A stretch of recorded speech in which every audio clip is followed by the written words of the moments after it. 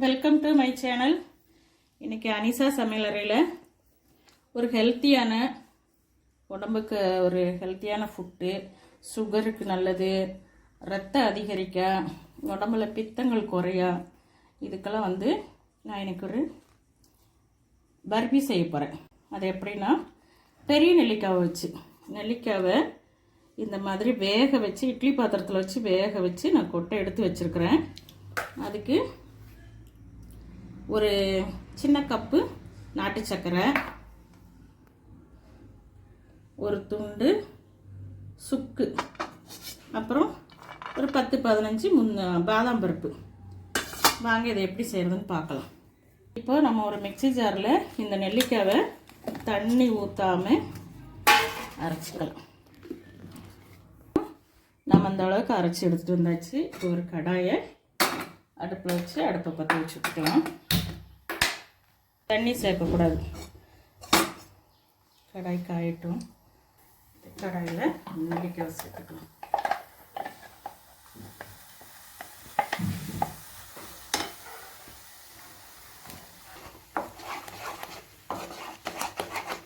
இந்த மாதிரி கலரிக்கிட்டே இருங்க.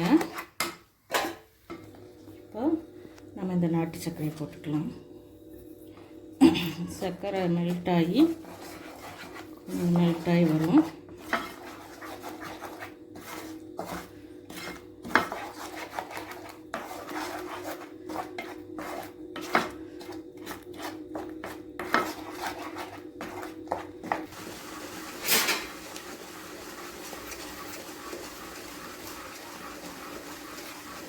இந்த ஸ்டேஜில் நம்ம ஒரு ஸ்பூன் நெய் போட்டுக்கலாம்.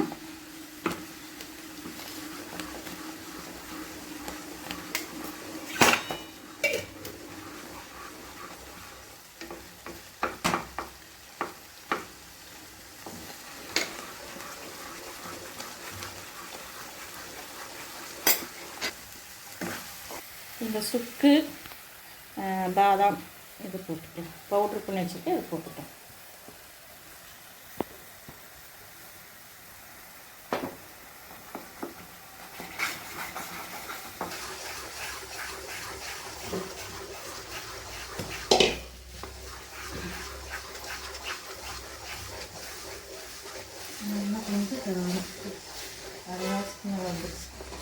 நான் இப்போ இந்த நெல்லிக்காய் மிட்டாய்க்கு நல்லா கெட்டியானதுக்கப்புறம் நெய் தொட்டு சின்ன சின்ன உருண்டைங்களாக எடுத்து ஒரு பிளேட்டில் வச்சுட்டேன். இது காய்ஞ்சாலும் காயலாம், இல்லைன்னா மெல்ட்டாக இருந்தாலும் இருக்கும். ரெண்டு விதமாகவே இது எப்போவுமே இருக்கும். நீங்கள் எப்படி வேணாலும் சாப்பிட்டுக்கலாம். காய வச்சு மிட்டாய் மாதிரினாலும் சாப்பிட்டுக்கலாம், இல்லை லேகிய மாதிரினாலும் சாப்பிட்டுக்கலாம். மொத்தத்தில் இது 10 நாள் வச்சு நீங்கள் சாப்பிட்டுக்கலாம். ஃப்ரிட்ஜில் ஸ்டோர் பண்ண வேண்டாம். மொத்தத்தில் இது உடம்புக்கு நல்லது. பித்தத்துக்கு, தலைமுடி கொட்டாது, சுகருக்கு, பிளட் இல்லாதவங்க, சுகர் அதிகமாக இருக்கிறவங்க இதெல்லாம் டெய்லி ஒரு உருண்டை சாப்பிட்டா போதும். ஹெல்த்தியான ஃபுட்டு தான். நீங்களும் உங்கள் வீட்டில் ட்ரை பண்ணி பாருங்கள். அவ்வளோதாப்பா வீடியோ.